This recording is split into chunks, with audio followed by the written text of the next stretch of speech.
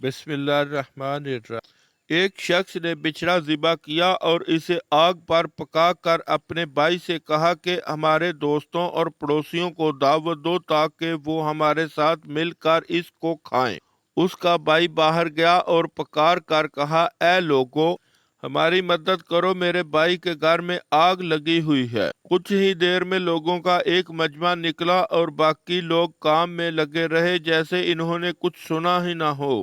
وہ لوگ جو کہ آگ بجھانے میں مدد کو آئے تھے، انہوں نے سیر ہو کر کھایا پیا تو وہ شخص اپنے بھائی کی طرف تعجب سے دیکھ کر کہنے لگا، یہ جو لوگ آئے تھے میں تو انہیں نہیں جانتا پہچانتا، اور نہ میں نے پہلے ان کو دیکھا ہے، پھر ہمارے دوست احباب کہاں ہیں؟